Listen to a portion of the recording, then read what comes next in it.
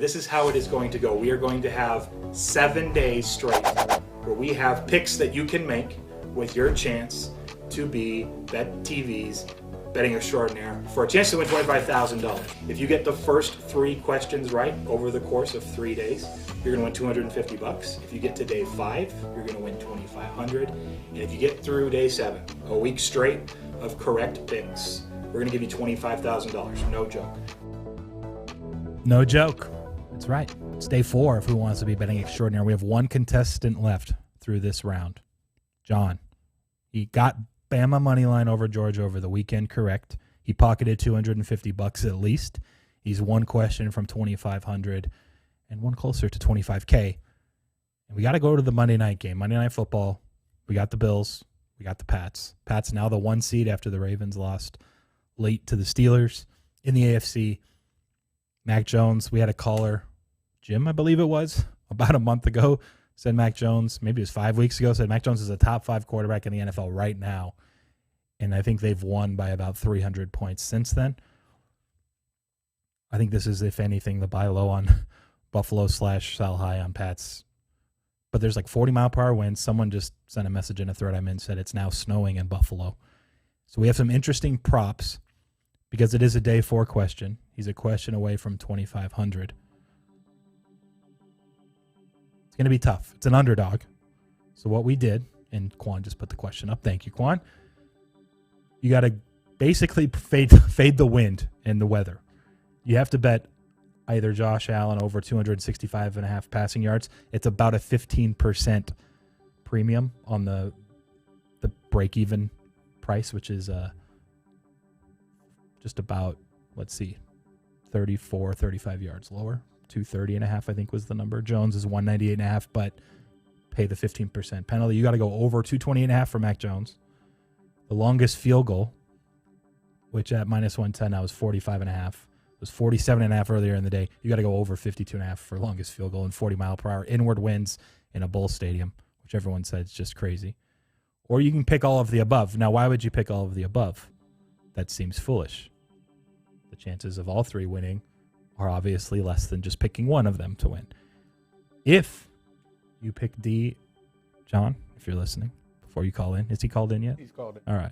If you pick D, and you're right, I'll give you the $2,500 right now. Woo! You get to skip the day 5. Now, these are all like, I think, above 2-to-1 shots. So winning 3 2-to-1 shots. I mean, unlikely that you'll get to win and pocket anything or even get to the $25K question, but I wanted to entice you with something, so I figured I'd throw it out there. So bring him in. John, you're the only contestant today. Take your time. Talk it through. I can repeat the question for you. Have you heard it yet? Were you able to get it? Yeah, I heard it. Not sure on the numbers for the Allen and Mac Jones. No problem. So Allen is 265.5. His pick minus 110 each way numbers 230.5. Jones is 228.5, and he's more like 198.5. Longest field goal is 52.5.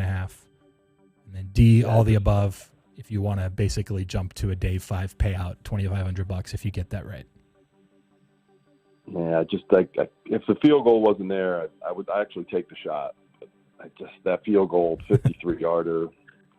Like I don't even think they're attempting one. Yeah, I went to school in Buffalo. I just can't see it. I've been to games like this, so I just can't see it. You may have punts only go 10 yards, if it's the wind catches it right. So yeah.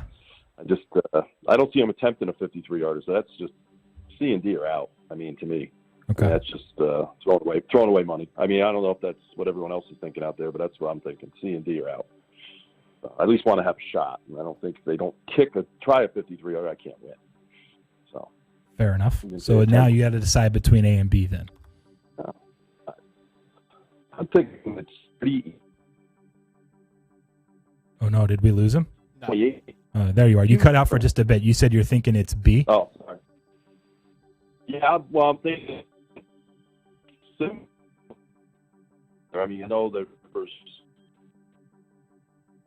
Winds are picking up. They're catching. Yeah. Oh, wait. Are you at the game? Because you're cutting out pretty frequently. No, I'm here. Okay. We got you now. You're back. Go ahead. All right. Let me see if I can move. So I'm not outside. Is it a little bit better? Yeah. I need to go outside. No, it is. It's good. Better? Okay. It may have been just the area. So we are getting some rainstorms here in South Florida, so that's where I'm at. But Okay. it sort of subsided, so I didn't see that. I'm leaning towards Mac Jones. Plus, it's the narrative of the chat anyway. Mac Jones being a top 5. That's true. So maybe that's the omen. That's That's the omen probably I'm the going answer. with. And, I think that's the one. I think I'm going to have to go Mac Jones. And I think they could be behind. I mean, the Bills should be fired up for this game early. I could see Buffalo being up in the first quarter. I mean, you always want to play the underdog for over passing yards anyway. I mean, I do the fantasy quite a bit. So, I mean, that's the one that makes most sense. So I need 229. I think Buffalo against the run is also like second in success rate, if I recall. Yeah. Just behind the Saints. So, and I mean, the Pats aren't probably going to be able to run do very efficiently anyway. Right.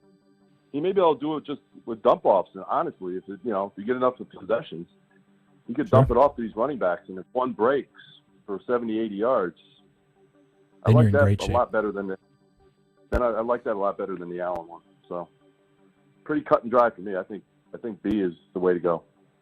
All right. We will lock it in. Good luck tonight, John. We'll be back. All right, 2,500 on the line tomorrow if you can get the win tonight. So we'll talk to you then. Okay. Thanks a lot, guys. Appreciate it. Yep, Take care. Yeah, bye. Funny enough, Buffalo #1 against the pass in opponent success rate. So it's a tough defense to play either way.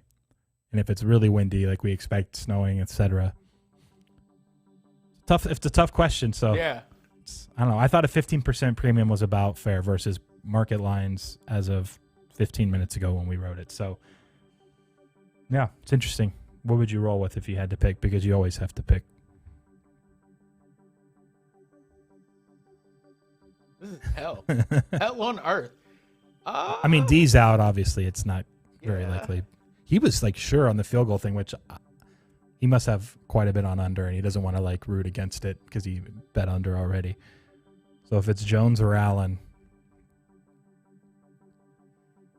he's right about the screens, but in the same way, Allen could probably hit one bomb to Diggs in stride that goes for 70 or 80, even with the wind, or even if it's a 20-yard post and he breaks it.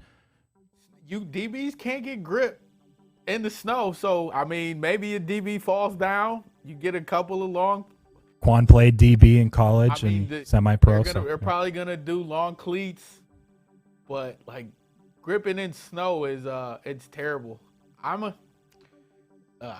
This is nasty. You are evil. This is an evil day 4 question. It is. I could have just done like a bunch of like 2-1, 2.5-1 NBA dogs or something, but I don't know. This is better. It's just unique. Let's go.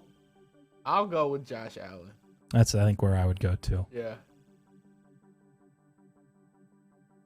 Nasty work. Yeah, it is. There's a very good chance all three lose, and he's just keep looking at the field goal. Dead either way.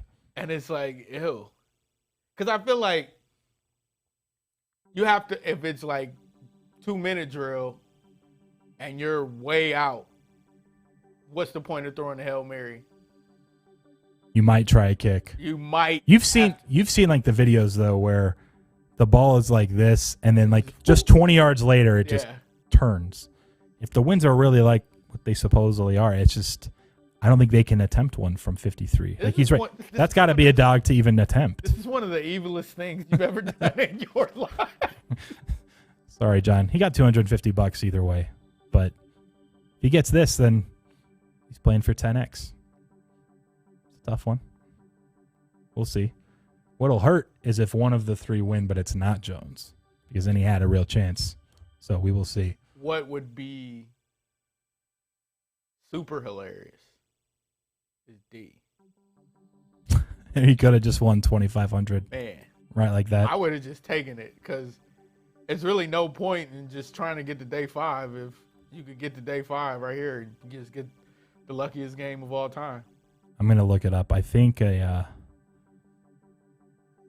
not 100% sure how you would price 15% premiums on props.